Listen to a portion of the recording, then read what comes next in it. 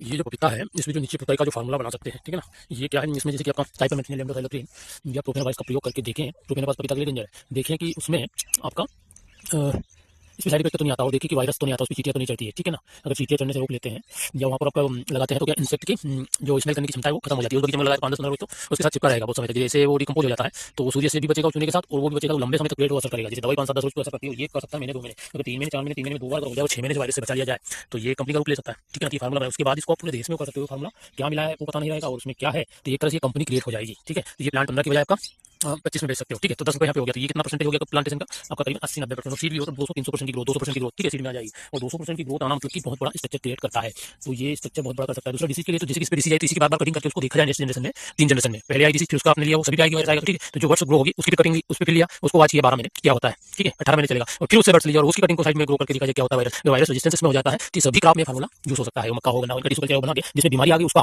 बार बार बनाया, अगली बीमारी आई उसमें तो 2-3 बार में जैसे मनुष्य में रेजिस्टेंस पैदा हो जाता है, किसी भी एक बार बीमारी होने पर अंदर तो हो सकता है इसमें भी ऐसा होता हो कि कोई बीमारी जैसे कि आपका कोरोना आया था, कोरोना समय रेजिस्टेंस हो गया, जिसमें आया तो रेजिस्टेंस पावर डेवलप हो गया, ठीक है। तो ऐसा हो सकता है। और जो कटिंग वाला ड्रॉप प्लांट उसमें वायरस रोधी है, मतलब जीन उसमें डेवलप हो चुका है, ठीक है ना। और 15 नंबर में वायरस रोधी जीन है, तो उसमें दूसरा ट्रांसफर साइटोप्लाज्मिक है। 3 तरह का जीन होता है जो कि साइटोप्लाज्मिक होता है, और ओलिगो जीन होता है, और पोलिगो जीन होता है, एक जीन से होता है और मल्टी जीन से होता है। साइटोप्लाज्मिक वो वाली सिचुएशन है 15 नंबर में, तो इसका क्रॉस होकर आपका वीएनआर लॉन्ग का होकर वो ब्रीडिंग वो संभव है, मतलब उसमें जीन रहेगा रोधी, या आपका उसका आइसबेरीज कर सकते हैं या ग्रीनबेरी जीन से करके रेजिस्टेंस वैरायटी डेवलप हो जाएगी, ठीक है। तो ये वायरस रोधी हो जाती है तो वर्ल्ड लेवल पे इसकी डिमांड रहेगी। तो इस तरीके से वायरस रोधी वैरायटी का में हो सकता है आपका, जिसमें भी समस्या आती है नीचे में आती है उसमें, तो इसमें सब इस तरह के ये वाला हो सकता है, ठीक है। एक तरह का टीका लग के डेवलप हो जाएगा, टीका खुद ही लगा देगा।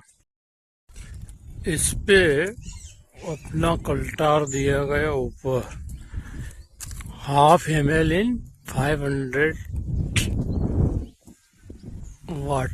ml वाटर में, ठीक है। उसमें से 100 ml गया होगा, लगभग 100 ml वाटर इस पे गया, मतलब कि ये हो गया 1000 ppm, 10,000 ppm का 100, ठीक है। तो आपका टमाटर में 5 पे स्प्रे किया, वहाँ पत्थर है वहाँ, और 5 पे आपका ड्रेंचिंग किया, ठीक है।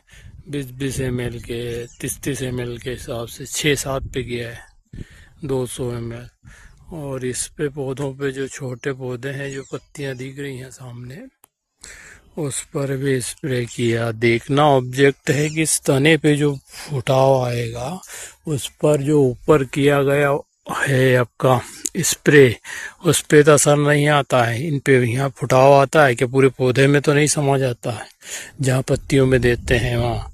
और फिर रूट से मालूम है, रूट से पूरे पौधे में आता ही है इफेक्ट, पर पत्तियों पे डालते हैं तो एक सिस्टमिक हो जाता है पौधे में, और जो शाखाएं फूटती उस पर असर तो नहीं आता है।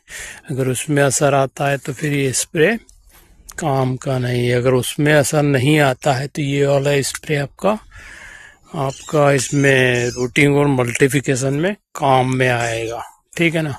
और इस पौधे पर भी दिया गया है जो सामने है।